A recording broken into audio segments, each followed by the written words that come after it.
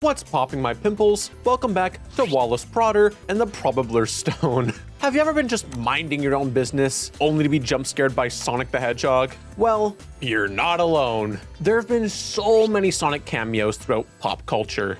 From references to the blue blur just flat out starring in OKKO, I wanted to showcase the good, the bad, and the honestly insane places our little man has shown up. And if you enjoy Sonic videos such as this, subscribe to the channel. Right off the bat, I want to talk about what was once lost media, Sonic's appearance on the Rosie O'Donnell Show. This took place around Christmas in 1999, where a man dressed up as Sonic runs up on Rosie with a Sonic doll and Dreamcast in hand. Maybe he's got a knife in the back pocket, who knows. Anyways, this was a tie-in for Toys for Tots, which provides toys for children in need. Sega ended up donating 500 Sonic plushies. Alongside this, everyone in the audience got a free Dreamcast. Gotta love that they got Ryan Drummond to record some voice clips to use throughout this segment, but Rosie just keeps talking over him.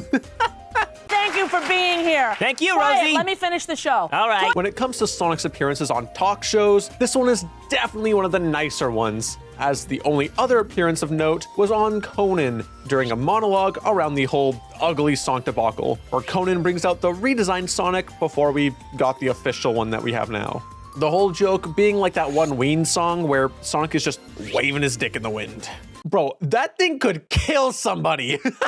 Regardless, they joke about how people could have been fighting online around, the injustices of the world, but instead yell about the design of a video game character for a movie. But you know what? This debacle finally gave us good Sonic games again, so this was a hill worth dying on. Moving on, when it comes to cartoons, these suckers are packed with Sonic references. The king of these is surprisingly not OKKO, which does have a handful of Easter eggs outside of the Sonic episode. No, that title goes to Craig of the Creek, which has its own in-universe and recurring Sonic the Hedgehog clone named Slide the Ferret.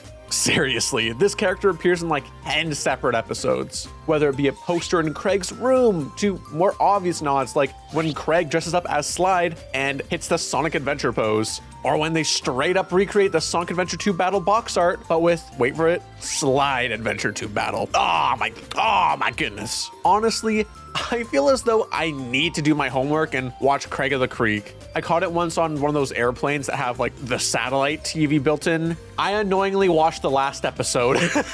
So I kind of know how things end, but it seems like a fun show. Tell me about it in the comments below. Another Cartoon Network show with arguably the most 2014-esque Sonic cameo has to go to Steven Universe, which features a Sonic toy, but not the usual Sonic people think of, the gotta go fast variant. Dude, outside of the red nose, this is like a one-for-one recreation of the meme. Do you get what I mean when I say it's the most 2014 Sonic cameo though? This is like such a time capsule of how people saw Sonic in the 2010s. What's crazier to me though is just alongside Sonic, you got, Pikachu knockoff, alongside Gitaru Man, which is an even crazier deep cut between some of the most recognizable video game characters. While I recognize the character, haven't played the game yet, but I know it's a banger from everything I've heard. But this isn't even the only time a Sonic toy appears in Steven Universe. In a later episode, you've got a more generic looking Sonic knockoff alongside bootleg Cloud Strife. With all this Sonic love, is it really surprising that some of the minds behind Steven Universe would go on to work on official Sonic projects? Probably not, but what is surprising is Sonic's first TV appearance outside of like an advertisement for the games. Now, if you're like me, you would have assumed that the first Sonic advertisement kind of crossover would incorporate, Honey Nut Cheerios or McDonald's. But no, it was for Swiss-made dairy food. What? You've never heard of Swiss-made dairy food? The dairy company from New Zealand? It's because of this brand being in New Zealand that we get a look at a universe where Sonic and Tails have New Zealand accents. And honestly, I don't know how to feel about it. Poof, school holidays. Phew. I don't know where they get the energy. What's that? It's that stuff the kids eat. Just such a strange tie-in commercial, especially for it being, Sonic's first. But hey, even I can admit, Tails is pretty adorable in this commercial. Now, of course, I would be remiss to not mention the infamous Macy's Thanksgiving Day Parade appearances. Sonic would make his debut to the parade in 1993 and remained the only video game character in said parade until Pikachu crashed the thing in 2001. And considering where the parade is held, I should have worded that better. Anyways, all Sonic fans should know the story by now. Sonic ended up crashing into a lamppost and ended up injuring both a child and an officer. That's right, Eggman isn't the only person who needs to worry about Sonic.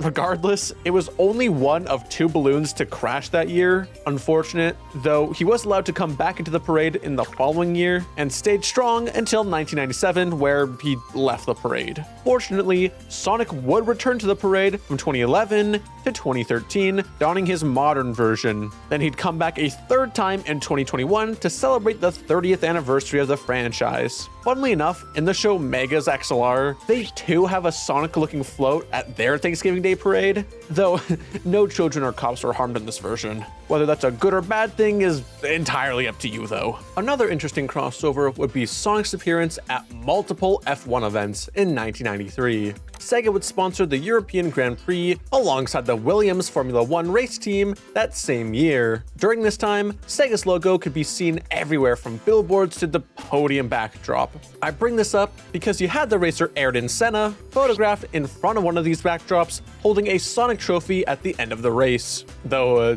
this was just for press and he got like an actual trophy afterwards. Though the trophy would be returned to the McLaren Technology Center and put on display alongside some other trophies. As for the race team that Sega sponsored, both the drivers and constructors won the championship. So shout out Elaine Prost and Damon Hill out here aura farming with this funny looking Sonic mascot. Dude, I'm telling you, Sonic is everywhere. Going back to some more well-known cameos, when it comes to Breaking Bad, most people know about the scene where Jesse is playing Sonic 06 with Brock, but not as many people talk about the time where Jesse is also playing Sonic and Sega All-Stars Racing. It's crazy that Sega tapped into one of the biggest shows of all time and got way more bang for their buck than they expected. The craziest thing though is that this isn't even the first time it's happened, as they did the same setup with another show years prior that, funnily enough, shares the same lead actor. I'm talking about Malcolm in the Middle, where Malcolm and Stevie are seen playing, get this, Sonic R.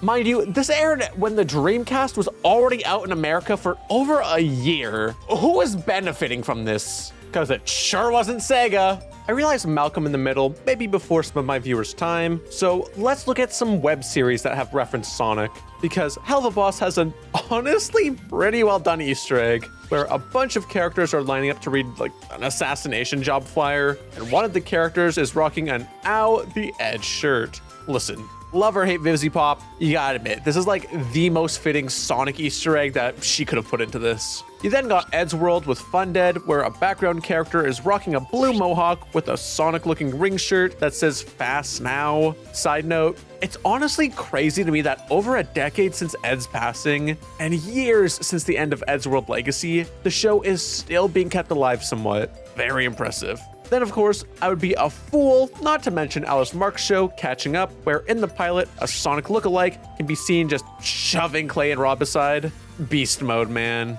We've talked about some children's cartoons, but what about the more adult-oriented shows? There are so many of these in here that it hurts, so we're gonna do a quick lightning round. In American Dad, Francine gives Haley the infamous Sonic ice cream bar. In The Simpsons, there's a wait until marriage Sonic-themed billboard. Much earlier in the series, Bart gets tempted to steal a video game and Sonic encourages him to take it, take it, take it. And this was later referenced in LEGO Dimensions. In Rick and Morty, a lady can be seen rocking a Sonic costume during a Halloween pumpkin contest. And worst of all, in Big Mouth, Sonic is just straight up showing off his junk to a bunch of characters in a graveyard before running towards Green Hill Zone. I am so glad this show is off the air.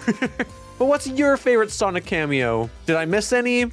I did, but shh. Let me know in the comments below. And subscribe for more Sonic content like this. Thanks to my patrons who make videos like this possible, and you for watching. Okay, bye!